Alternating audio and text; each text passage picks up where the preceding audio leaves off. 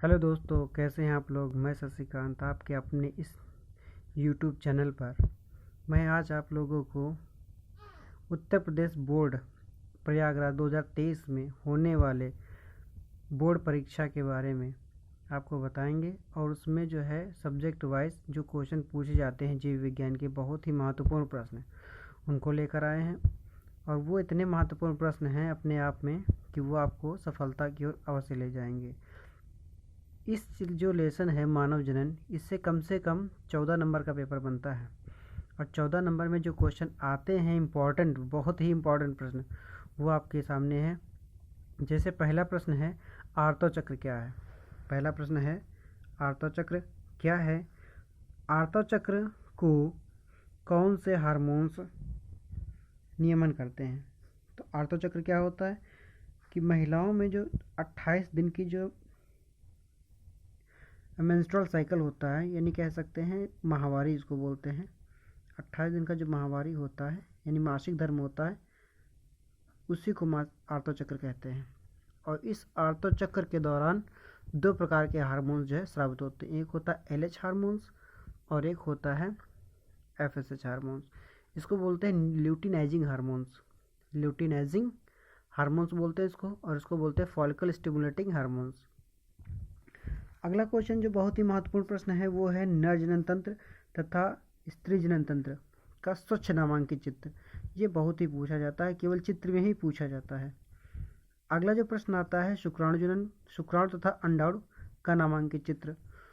ये चार चित्र, इस लेसन से चार चित्र पूछे जाते हैं, जिनमें नर जनन तंत्र पूछा जाता है, स्त्री जनन तंत्र पूछा जाता है, शुक्राणु का पूछा जाता है, अंडाणु का पूछा जाता है। ये चार का ये कह सकते हैं जीव विज्ञान में इस लेसन से जो चित्र पूछे जाते हैं वो चार यही चित्र बहुत अधिकतर पूछे जाते हैं, जिनमें नर जनन तंत्र, स्त्री जनन तंत्र, अंडाणु और शुक्राणु होता है। अगला क्वेश्चन है अंड जनन क्या है। अंड जनन क्या है, तो स्त्री के अंडाशय के जनन एपिथेलियम की कोशिकाओं से अंडाणु का जो निर्माण होता है उसको बोलते हैं अंड जनन। अंड जनन की 3 विधियाँ होती हैं, जिनमें पहली विधि होती है प्रोलिफेरेशन प्रावस्था, दूसरी होती है वृद्धि प्रावस्था। पहली होती है प्रोलिफेरन प्रावस्था, दूसरी होती है गुणन प्रावस्था वृद्धि प्रावस्था, और तीसरी होती है परिपक्वन अवस्था। ठीक, ये 3 अवस्थाएं होती हैं जिनमें जो है इस अंडाणु जनन की क्रिया प्रारंभ होती है। अगला जो क्वेश्चन है वो भी इम्पॉर्टेंट है। वो प्रश्न है शुक्राणु जनन क्या है।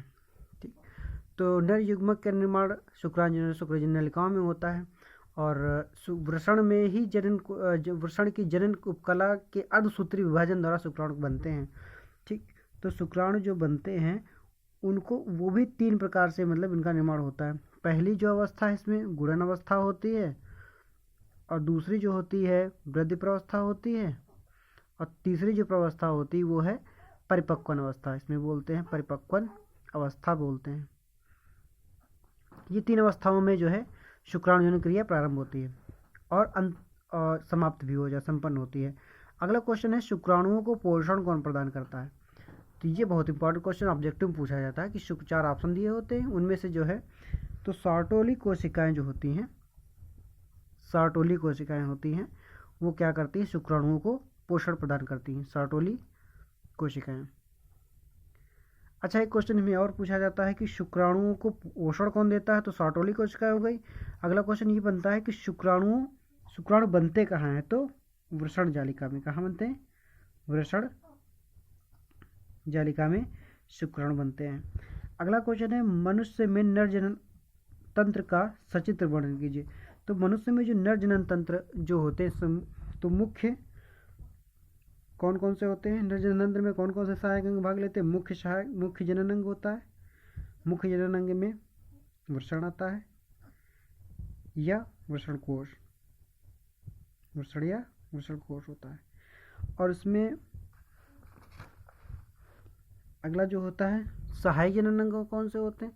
तो सहायक जनन अंग जो होते हैं, सहायक जनन अंग जो होते हैं उसमें सहायक जनन अंग कौन कौन से होते हैं। सहायक जनन अंग जो होते हैं उसमें होता है शुक्राशय, शुक्रवाहिनी, और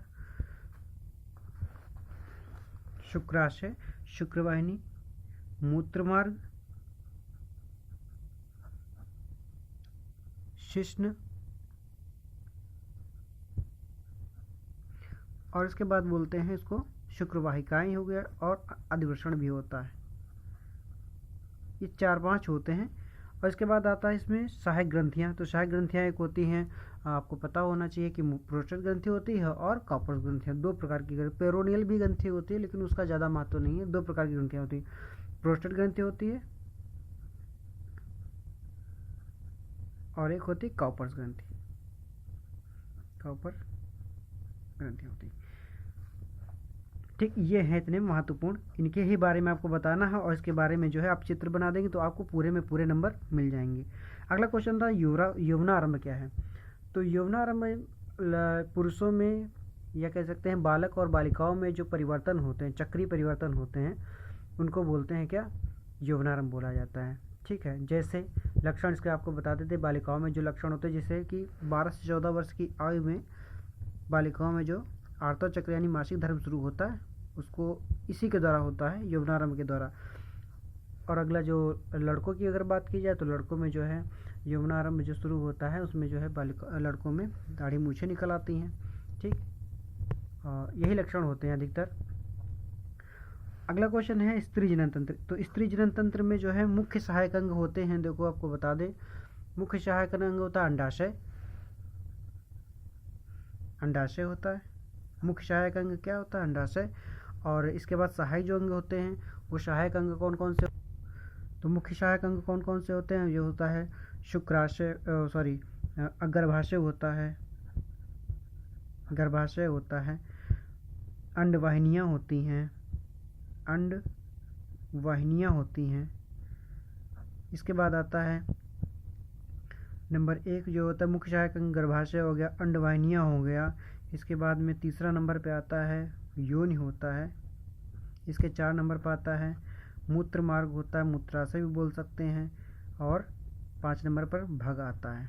ठीक, ये 5 ऐसे अंग होते हैं, सहायक अंग होते हैं, जो स्त्री जनन तंत्र में पाए जाते हैं। इसके बाद सहायक ग्रंथियाँ भी होती हैं। सहायक ग्रंथियाँ जैसे स्तन ग्रंथियाँ होती हैं, और इसके बाद में होती है एक बल्बो यूरेथ्रल ग्रंथि। ठीक, ये 4 ग्रंथियाँ होती हैं, ये 2 ग्रंथियाँ होती है, बल्बो यूरेथ्रल ग्रंथि होती है, बल्बो यूरेथ्रल ग्रंथि, और जो दूसरी होती है वो होती है स्तन ग्रंथि, स्तन ग्रंथियाँ होती हैं। अगला क्वेश्चन आता है प्रसव या दुग्ध श्रवण क्या है। प्रसव मतलब कि बच्चे को जन्म देना, उसी को बोलते हैं प्रसव।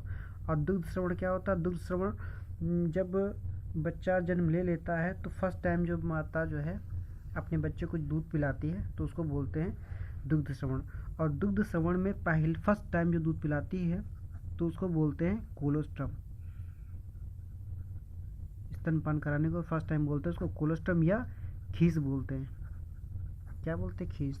तो ये थे आज के टॉपिक महत्वपूर्ण क्वेश्चन जो आप लोगों के बारे में बताया। लेसन नंबर 2 था ये, पार्ट 2 के जो थे मानव जनन से संबंधित। ये बहुत ही महत्वपूर्ण क्वेश्चन थे, जो यूपी बोर्ड में बार बार लगातार जो क्वेश्चन पूछे जाते हैं। इस लेसन से कम आपको 4-5 क्वेश्चन तो पक्का मिलेंगे देखने का। अगर ये आपने लेसन तैयार कर लिया, जितने क्वेश्चन में बताए, जैसे आर्तव चक्र क्या है, और जो दूसरा क्वेश्चन मानव जनन तंत्र क्या है, शुक्राणु और नर जनन का नामांकित चित्र